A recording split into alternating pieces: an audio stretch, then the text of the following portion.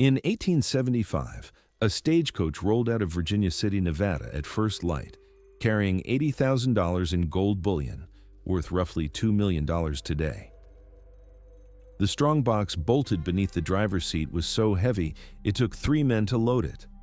Inside the coach, 6 passengers, mostly businessmen and a mining company accountant, up on the driver's box, 2 men. The driver handled the reins, controlling 6 horses in the pre-dawn cold. The other man sat perfectly still, a double-barreled shotgun across his knees, his eyes scanning the road ahead. That second man wasn't there for conversation. He wasn't there to help with the horses or assist passengers.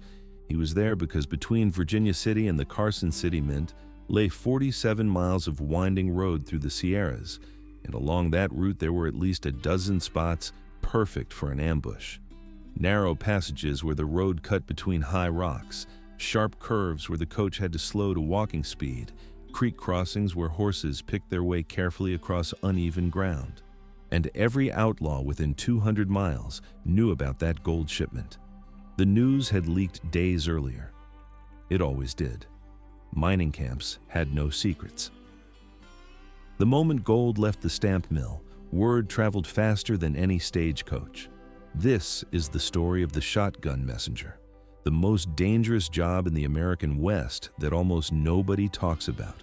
While the stagecoach driver got the glory and the attention, it was the messenger who carried the real responsibility, protecting fortunes in gold, cash, and securities while sitting exposed on top of a moving target. Between 1870 and 1884, Wells Fargo employed hundreds of these men. Some became legends. Most just did their job and survived. A few didn't survive at all. This is their story. The position of shotgun messenger wasn't invented by Wells Fargo, but they perfected it.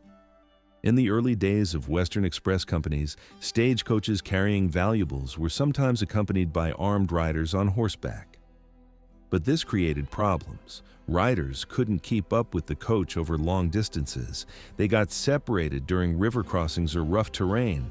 And an escort riding 50 yards behind the coach was useless when bandits struck from ambush. Someone, history doesn't record exactly who, realized the solution was simple. Put the guard on the coach itself. By the 1860s, the standard configuration emerged. The driver sat on the left side of the box, handling 6 reins connected to the horses. The messenger sat on the right, elevated slightly, with an unobstructed view of the road ahead and both sides of the coach. His weapon, a short-barreled, double-barreled shotgun loaded with buckshot. The shotgun was chosen deliberately. Rifles were more accurate at distance, but accuracy didn't matter in a stagecoach robbery. Bandits struck from close range, 30 to 50 feet, usually from cover alongside the road. At that distance, a shotgun loaded with 9 to 12 large pellets per barrel was devastating. You didn't need to aim precisely. You just needed to point in the general direction and pull the trigger. The short barrel made the weapon easier to handle on the moving, bouncing coach. It could be swung quickly to cover threats from multiple directions, and the psychological impact was significant. Anyone who'd seen what a shotgun did to a man at close range thought twice before testing a messenger's nerve. Wells Fargo issued specific models. The most famous was the Wells Fargo Colt revolving shotgun, but more common were simple double-barreled coach guns with barrels cut down to 18 or 20 inches. Many messengers carried 2 shotguns, one loaded and ready, one as backup. Some also carried revolvers, usually a Colt single-action army. But the weapons were secondary to something more important: the man holding them. Wells Fargo didn't hire just anyone to sit messenger. The job required a specific temperament, calm under pressure, willing to kill if necessary, and honest enough to be trusted with fortunes in gold.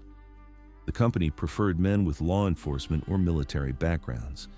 Many messengers were former soldiers, having learned discipline and combat skills during the Civil War. They'd seen violence. They knew how to function when bullets were flying. They understood the difference between courage and recklessness. Others were former lawmen, town marshals, county sheriffs, deputy U.S. marshals, men who understood firearms and had already proven they could handle violence without losing their heads. Age mattered too. Wells Fargo wanted men between 30 and 50, old enough to have judgment and experience, young enough to handle the physical demands. This wasn't work for hot-headed 20-year-olds looking for adventure and glory. A young man might be quick with a gun, but he'd also be quick to take unnecessary risks. The company wanted steady men who could sit for 12 hours straight without losing focus, who could make life or death decisions in 2 seconds, and who could live with those decisions afterward. Character references were required. Wells Fargo conducted background investigations before hiring. They'd contact former employers, local sheriffs, business associates. They'd ask about drinking habits, gambling tendencies, financial troubles, family stability. A man with gambling debts might be tempted to look the other way during a robbery. A man with drinking problems might fall asleep on the box or make poor decisions under pressure. A man with a reputation for recklessness might get himself and others killed unnecessarily.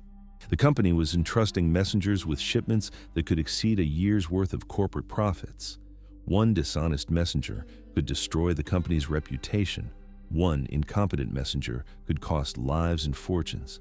The most important qualification, though, the one that couldn't really be taught or tested, was nerve.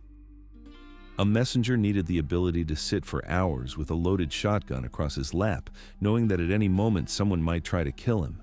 He needed to project confidence and alertness, because most robberies were prevented simply by the bandits seeing an alert messenger and deciding the risk wasn't worth it. If a messenger looked nervous, distracted, or uncertain, bandits would smell weakness and strike. Training was minimal, but specific. New messengers learned the routes, the dangerous spots, the procedures for handling strongboxes. They learned Wells Fargo's signals and codes, and they learned one fundamental rule: protect the express cargo at all costs. The pay reflected the responsibility. A shotgun messenger earned between $75 and $125 per month, significantly more than the average cowboy's $30 per month, and competitive with skilled tradesmen.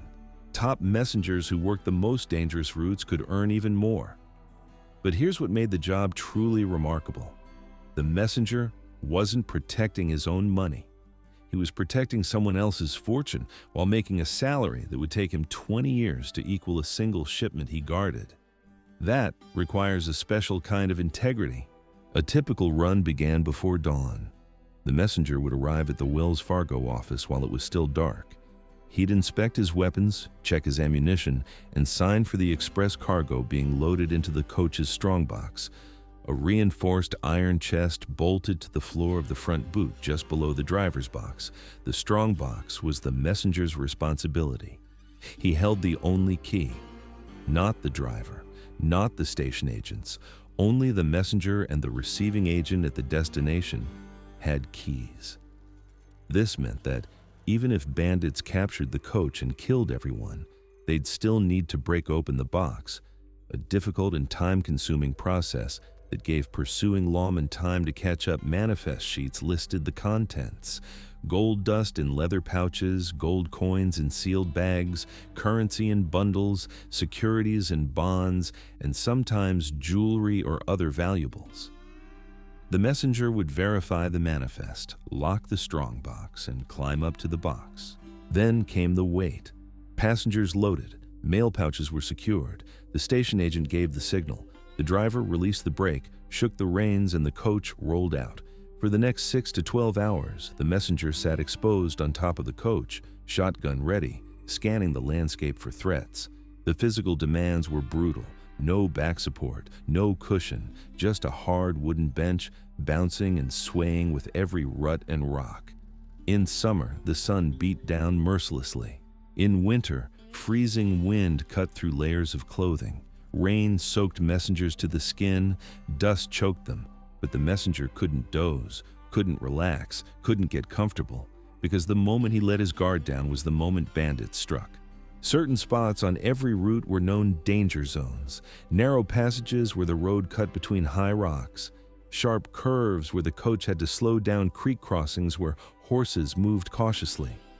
These were the ambush points, and every messenger memorized them. As the coach approached a danger zone, the messenger would become hyper-alert. Shotgun cradled in his arms, fingers near the triggers, eyes moving constantly, scanning the rocks, the brush, the road ahead. Looking for anything unusual, a reflection of sunlight on metal, a horse moving in the trees, a stack of rocks that wasn't there yesterday. Sometimes he'd see nothing, and the coach would pass through safely. Sometimes he'd see something, and his judgment would determine whether it was a threat or just a prospector's mule. And sometimes he'd see armed men step into the road, leveling rifles at the coach, and someone would shout those famous words, "Throw down the box!" The moment of decision came fast. A messenger had perhaps 2 seconds to assess the situation and choose, resist or comply. Wells Fargo's official policy was cautious. If you are covered by guns at close range, throw down the box. Your life is more valuable than the cargo. The company knew that a dead messenger cost more in morale, recruitment, and publicity than a stolen strongbox. But the unofficial policy, the one whispered among messengers themselves, was different. Don't throw down the box if you can help it. Because here's the reality.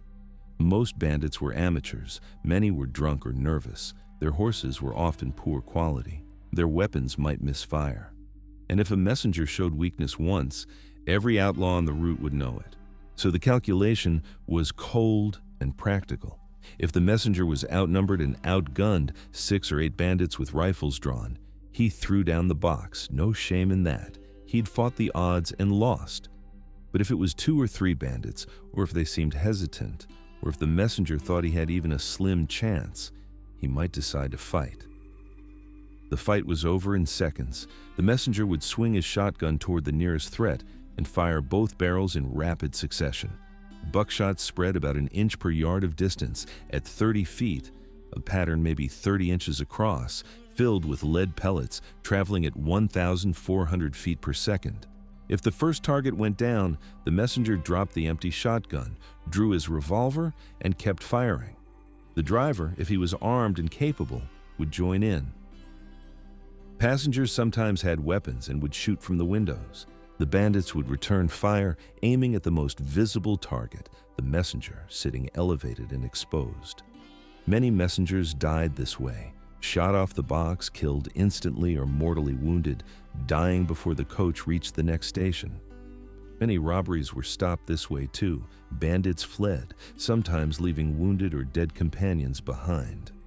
The coach continued, the strongbox intact, the messenger's hands shaking from adrenaline, but his cargo safe. Wells Fargo kept detailed records of these encounters. Between 1870 and 1884, the company documented 347 attempted stage robberies. Messengers successfully defended 240 of them. That's a success rate of 69%.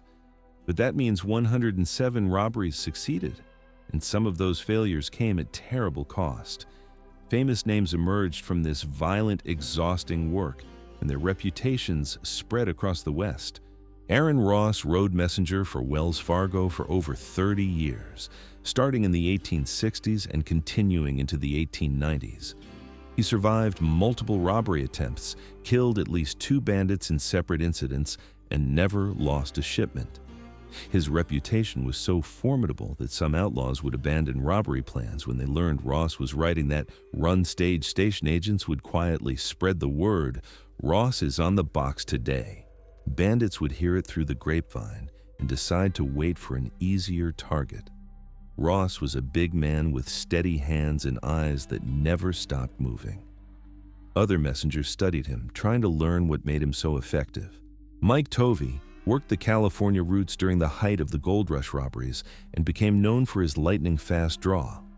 He once killed a bandit who tried to ambush the stage, firing 3 shots from his revolver before the man's body hit the ground. Tovey's philosophy was simple. Shoot first, shoot fast, shoot straight. He told younger messengers, "If a man points a gun at you, he's already decided to kill you. Don't give him the chance." Morgan Earp, brother of Wyatt, worked as a Wells Fargo messenger before joining his brothers in law enforcement in Arizona. So did Fred Dodge, who later became a legendary company detective, tracking down stage robbers across 3 territories. The Earp name carried weight, and Morgan used it. Bandits knew the Earps didn't bluff and didn't back down. But the most famous messenger was a man named Boone May. In 1878, May was riding a coach carrying $40,000 in gold when 5 bandits attempted to stop it near Deadwood, South Dakota. May killed 3 of them in the initial exchange, both barrels of his shotgun, then his revolver, before the remaining 2 fled into the hills. May dismounted, checked the bodies to confirm they were dead, retrieved their weapons as evidence, reloaded his guns, and calmly continued the run. When he arrived at the next station, he reported the incident as casually as commenting on the weather. Wells Fargo gave him a $500 bonus and a gold watch engraved with the company seal. His reputation spread across the West. For years afterward, outlaws specifically avoided stages when they heard May was riding messenger. Some said he'd killed more men than Wild Bill Hickok. May never confirmed or denied the rumors. He just kept riding, quiet and deadly. But fame didn't make the job safer. In 1883, May was riding a stage near Globe, Arizona, when bandits ambushed the coach. May killed one, but another bullet struck him in the shoulder. He stayed on the box, returned fire with his revolver, and drove the bandits off. Then, he rode another 40 miles to the next station before seeking medical attention. That's the kind of man the job required. The economics of the messenger system were fascinating. Wells Fargo calculated that it cost approximately $100 per month to employ a messenger: salary, weapons, ammunition, insurance. Over a year, that was $1,200 per messenger. The company employed about 50 messengers at any given time, meaning an annual cost of $60,000 just for guards. But in 1880 alone, Wells Fargo transported an estimated $40 million in gold and currency. That's over $1 billion in today's money. If messengers prevented even a 1% loss rate, they saved the company $400,000 per year, more than 6 times their cost.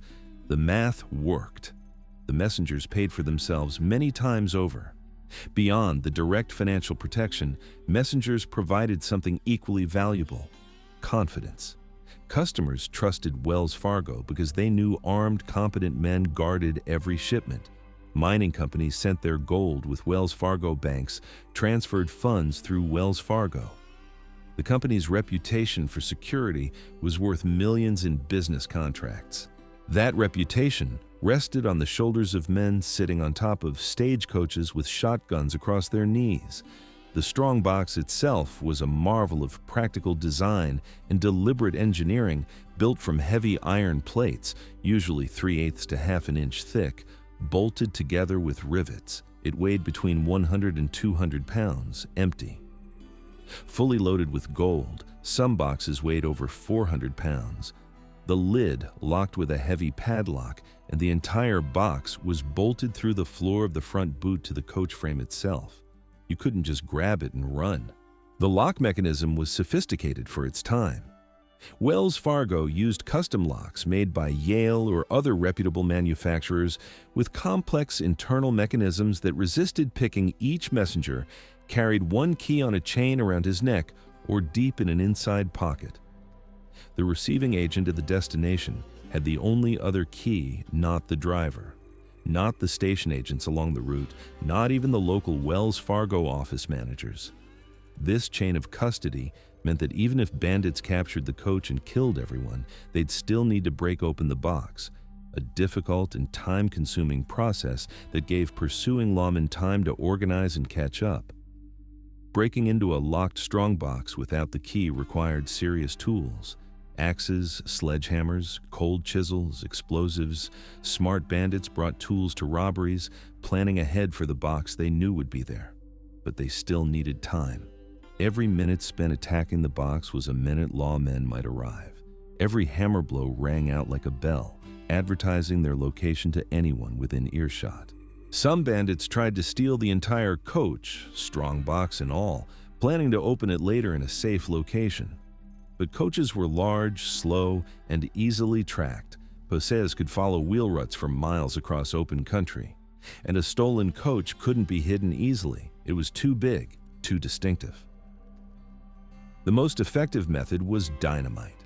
Bandits would place explosives against the lock and detonate them. This often worked, but it was also dangerous and noisy. The explosion could be heard for miles, attracting attention from ranches, mining camps, and stage stations. And if the bandits used too much dynamite, they'd destroy the contents along with the box, scattering coins and melting gold into the wreckage. Wells Fargo responded by making boxes stronger, heavier plates, better locks. Some strong boxes had false compartments or double walls. The company constantly adapted to stay ahead of the thieves. But the real deterrent wasn't the strongbox. It was the man sitting above it, ready to kill anyone who tried.